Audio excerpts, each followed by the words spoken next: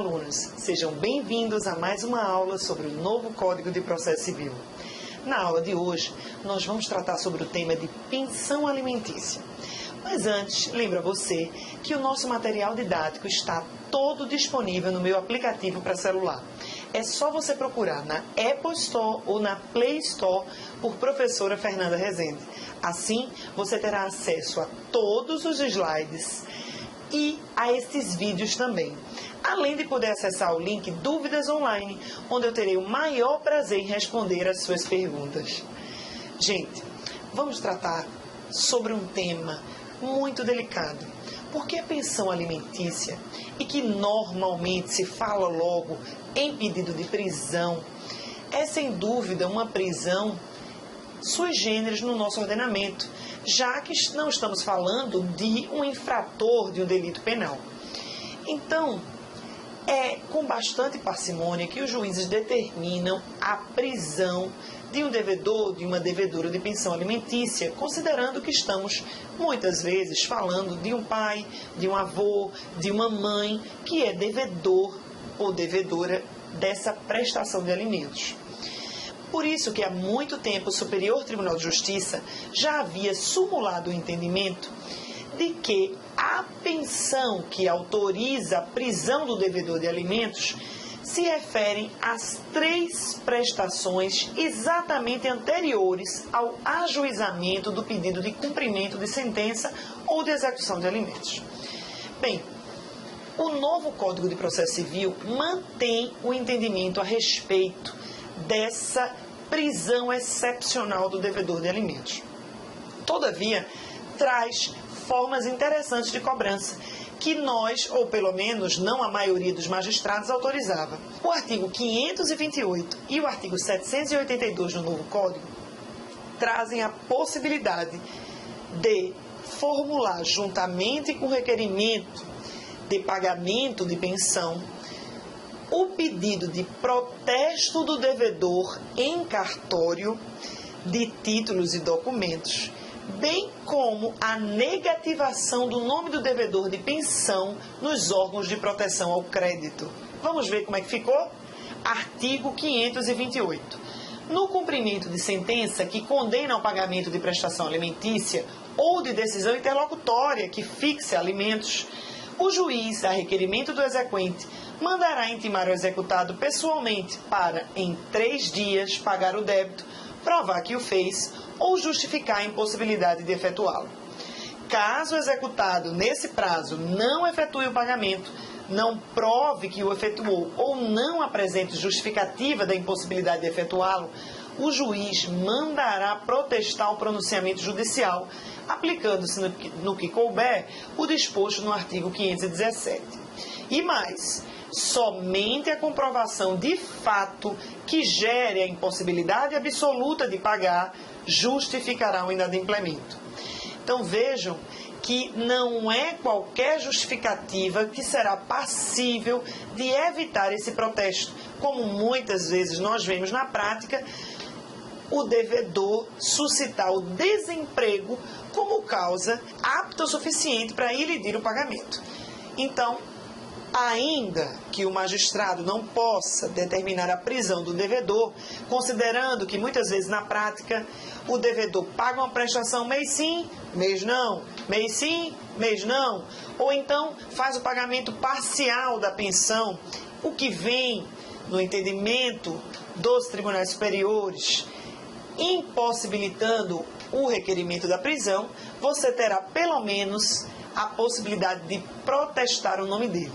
E, para além disso, nós temos uma disposição nova no CPC 2015 que se aplica a todas as sentenças que fixam a obrigação de pagar. Exatamente. A partir da entrada em vigor do CPC 2015, caso um devedor de obrigação de pagar de qualquer que seja o título, inclusive de pensão alimentícia, seja intimado para efetuar o pagamento e não realize no prazo, você poderá pleitear a negativação do nome dele no Serasa, no SPC ou em qualquer outro órgão de restrição do crédito.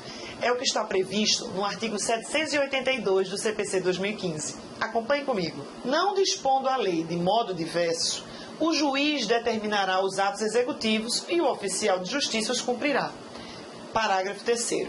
A requerimento da parte, o juiz pode determinar a inclusão do nome do executado em cadastros de inadimplente.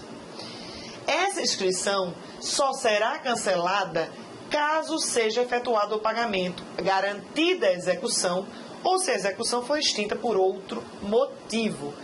O disposto nesses parágrafos se aplica à execução definitiva de título judicial. Viram aí? A possibilidade de você negativar o nome do devedor cabe tanto para a dívida de pensão alimentícia como para qualquer obrigação de pagar fixada por sentença judicial. Além disso, foi muito interessante que o novo CPC regulamentou o que o STJ já determinava. Regulamentou que essa prisão do devedor de alimentos, de fato, só ocorrerá caso as prestações devidas sejam exatamente as 3 anteriores ao ajuizamento do pedido de cumprimento. Isso está disposto no artigo 528. Acompanhe. Parágrafo 7º. O débito alimentar que autoriza a prisão civil do alimentante é o que compreende até as 3 prestações anteriores ao ajuizamento da execução e as que se vencerem no curso do processo. Além disso, dá para você observar no parágrafo 4º que a prisão será cumprida em regime fechado, devendo o preso ficar separado dos presos comuns. Bem, gente,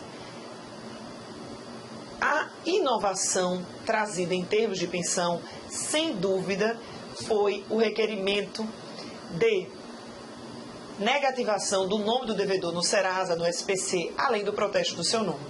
Mas não fica só aí. Nós temos uma grande revolução em termos de pensão. É a possibilidade de penhora do salário do devedor de alimentos. E aí você me pergunta, mas professora, hoje nós já podemos, por exemplo, fixar que o devedor preste uma pensão alimentícia descontada em folha de pagamento a um percentual, por exemplo, 10%, 20%, 30%, dependendo da quantidade de filhos que ele tenha. Muito bem. Só que o CPC 2015 fez uma alteração para possibilitar que, se o devedor estiver com prestações alimentícias em atraso, além de pagar a dívida do mês, ou seja, além de pagar, por exemplo, 10% de pensão alimentícia descontada em folha de pagamento referente ao mês de janeiro, o devedor poderá ter penhorado o seu salário até o limite de 50%. É isso mesmo. Então, se ele já paga 10%, que é a prestação do mês, ele poderá ter penhorado 40% do seu salário para arcar com prestações alimentícias anteriores, independentemente do pedido de prisão. Então, se esse devedor pagou mês sim, mês não, e você não está conseguindo realizar o pedido de prisão, você poderá, ao menos, realizar o pedido de penhora do salário. Vamos ver onde está essa grande inovação? Está no artigo 529. Quando o executado for funcionário público, militar, diretor ou gerente de empresa ou empregado sujeito à legislação do trabalho, que é a maior parte dos trabalhadores do nosso país, o exequente poderá requerer o desconto em folha de pagamento da importância da prestação. Mas a inovação vem no parágrafo 3º. Sem prejuízo do pagamento dos alimentos vincendos, o débito executado pode ser descontado dos rendimentos ou rendas do executado, de forma parcelada, nos termos do caput desse artigo, contanto que, somada a parcela devida, não ultrapasse 50% dos seus ganhos líquidos. Então, vejam aí que nós temos mais uma forma de compelir o devedor de pensão a arcar com os débitos atrasados. E, além disso, eu quero lembrar a vocês que o novo Código de Processo Civil traz um grande impulso para que o advogado trabalhe de maneira a compor os conflitos. Tanto é verdade que o rito sumário saiu do Código de Processo Civil e nós temos apenas hoje o procedimento comum, cuja regra geral é o ajuizamento da petição inicial, uma audiência de conciliação ou mediação, para só após esta audiência começar a correr o prazo da defesa. Além disso, existem vários outros dispositivos no Código que estimulam a autocomposição. Vários outros. Até a possibilidade do juiz acatar a autocomposição envolvendo pedidos não realizados previamente na inicial, bem como envolvendo partes que não estejam atualmente no processo. Então, há um estímulo imenso para que a gente realize a composição amigável dos conflitos. É o sistema multiportas que foi abraçado pelo CPC 2015. Mas, professora, por que a senhora está falando desse tema em sede de pensão alimentícia? Gente, a gente não pode esquecer que a pensão alimentícia envolve certamente uma família. E nós vamos ter o estímulo de realizar sessões de mediação e de conciliação no nosso próprio escritório. E aí você poderia pensar, mas não é interessante para o meu cliente ou para a minha cliente realizar um acordo de pensão, porque ele não tem a mesma força que a sentença de um juiz que fixa a pensão. E então eu te respondo que no novo CPC, o acordo que você fizer no seu escritório terá o mesmo poder coercitivo que a sentença que fixa a pensão. Vamos acompanhar? Vejam comigo, artigo 911 do CPC 2015. Na execução fundada em título executivo extrajudicial que contém a obrigação alimentar, o juiz mandará citar o executado para, em 3 dias, efetuar o pagamento das parcelas anteriores ao início da execução e das que se vencerem no seu curso, provar que o fez ou justificar a impossibilidade de fazê-lo. E o parágrafo único arremata: aplicam-se no que couber os parágrafos 2º a 7º do artigo 528. Ora, o artigo 528 é exatamente o artigo que possibilita a prisão do devedor de alimentos. Então, senhores, o estímulo para que nós façamos um acordo de pensão no escritório é tamanho no novo CPC que você não precisa mais ter o interesse de homologar um acordo feito no escritório para transformar ele de título extrajudicial em título judicial. Porque, em se tratando especificamente de alimentos, este acordo pode sim autorizar a prisão do devedor. De tal maneira que você só vai realmente recorrer ao judiciário quando você não conseguir no seu escritório, com todos os esforços possíveis, formular um acordo entre as partes.